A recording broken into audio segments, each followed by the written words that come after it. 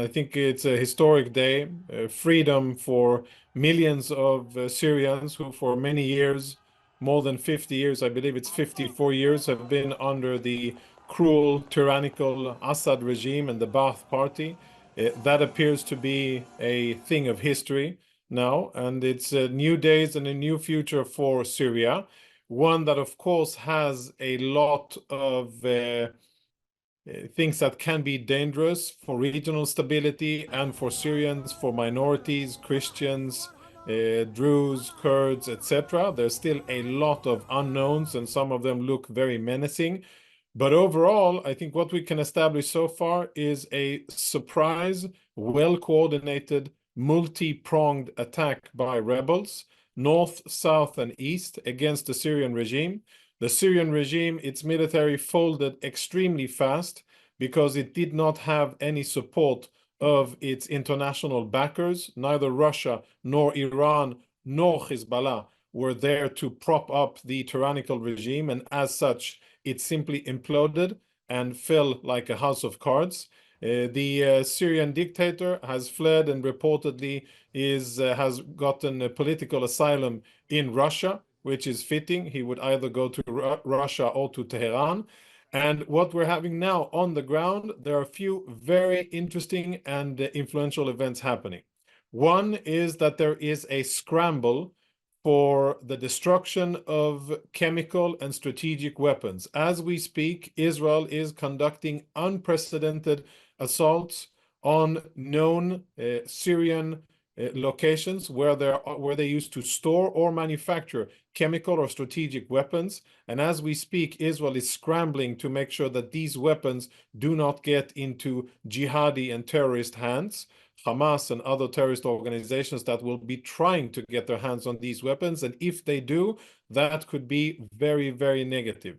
I think we should also be watching the actions of Turkey, or Turkey, as they now are called, the Turkish government instigated this whole attack, and they are for sure seeking to, I think, expand Turkish domination in the region and perhaps make significant territorial gains on behalf of Syrian soil.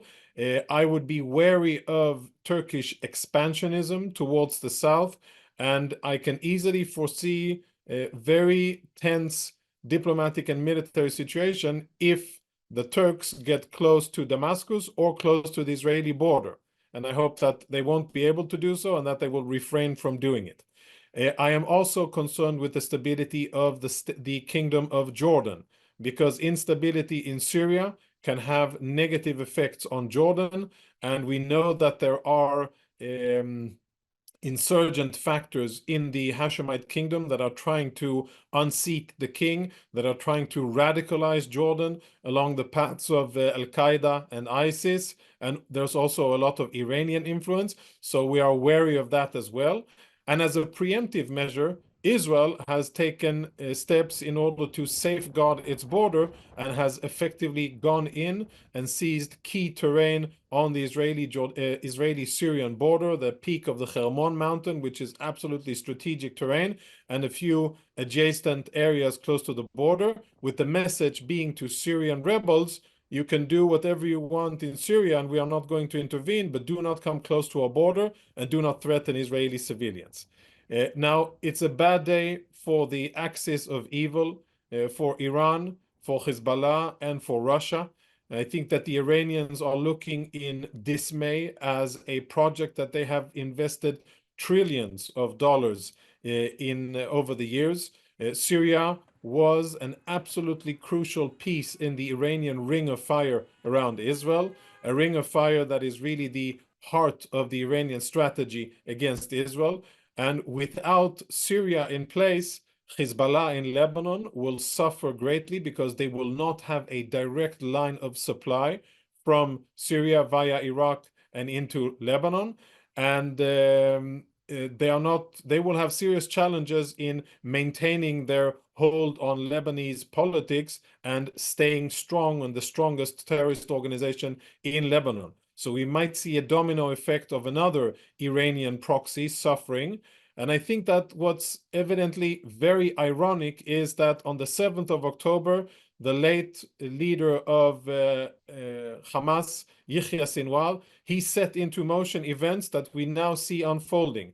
On the 7th of October, when Hamas attacked Israel, they thought that Israel was weak and would crumble under a multi-front attack by Syrian proxies. But today, 14 months after, Hamas is defeated, Hezbollah is in a very weak position, Syria is being dismantled as an Iranian proxy, and the Iranian axis of violence and terror against Israel is suffering significant defeats. I'm sure that neither Yahya Sinwar nor Hassan Nasrallah or Ali Khamenei, the leader of Iran, which is the only one of these three that is still alive, I don't think that they would have foreseen that and that they would have gone ahead with their murderous attack on Israel had they thought that this would be the consequence.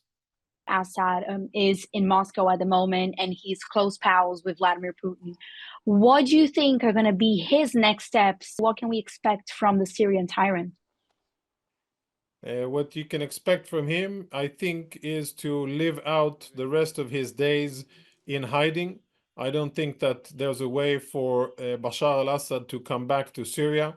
I don't think that his Russian masters have neither the political nor the military power to reinstate him. I think that Syria will be a different country from now on, and that other forces, hopefully free, democratic, pluralistic, and law-abiding forces will take dominance in Syria. I don't think that Bashar al-Assad or the Ba'ath Party will have anything substantial to say about the future of Syria, and I actually hope that they won't. Neither he nor the Russians nor the Iranians should have any future say on Syria. Syrian people should have a say, and I hope that they will go in a good direction. And I've been very positively hopeful because I've seen statements by rebel leaders in southwestern Syria that are calling for peace with Israel and calling for respecting other minorities, Christians and Druze and Kurds. These are very positive messages, and I hope that they can be amplified in Syria. And I hope that these voices will be the ones that will be carried forward and be dominant. There's a lot of room for positive things to happen if the people who eventually will control Syria will look for prosperity. Then peace with Israel is known and proven as the best way for prosperity for any Arab country. And I hope that the Syrians will go this way. Nothing is impossible, but currently what Israel is doing is hedging itself and defending itself to make sure that there are no surprise attacks against Israel. But Israel, as always, defends itself, but is extending a hand towards neighbors that might, for the first time in more than 60 years, extend a hand for peace, and perhaps we will see positive developments in the region. We've also heard world leaders such as President-elect Donald Trump saying that we should stir away from Syria, America should not get involved. But what are your thoughts on, at the same time, Israel being the one coordinating this whole chaos at the moment, trying to put down all these military points in Syria with like protecting from terrorist groups from reaching them? Do you think the West should be involved in any way to prevent any chaos from unfolding? What should be their participation, if any? Yeah, I think that the winds blowing out of Turkey are imperialistic and reminiscent of Ottoman times. And that is worrying because Turkey has no place to be invading other countries. It has no place trying to orchestrate and dictate what's happening in other countries. Turkey, regretfully, under Erdogan, has had a very negative influence in the region, supporting the Muslim Brotherhood, supporting Hamas, supporting the Islamic Jihad, and in general being a destabilizing factor. I can remember times where Turkey was a power for good that had good influences, and they were building bridges of reconciliation and peace in the region. Unfortunately, that is not what we've seen Turkey under Erdogan doing the last, I would say, 10 years. And I think that here is a warning because Turkey is a NATO member. And if a NATO member finds itself actively engaged in combat in Syria, and then that NATO member perhaps confronts Israel, Israel will defend itself. And then we can find ourselves in a situation that I think nobody wants, let alone the US or other parts of the West or other members of the NATO alliance. So I think definitely the West, President-elect Trump, President Biden, who still is in power and should exert his influence over Turkey, should message Erdogan that there is no room for Turkish expansionism. There is no room for them trying to dictate and violate the situation in Syria, and that they should stay close to their borders and only protect their own civilians, which is a thing that is, I think, legitimate for any country to do when there's instability, but not go beyond that and exercise caution. If the West fails to message that clearly to Turkey, then I think we can find ourselves in a situation that can be very, very dangerous and should be prevented. Now, as we've seen rebel forces taking over Damascus, throwing their tyrant leader into exile, and making hopeful promises to rise Syria from the ashes, how soon are we going to see these promises coming to fruition? And what will be their literal next steps? What do they have to do next? Where do they need to start from to bring Syria into this new era?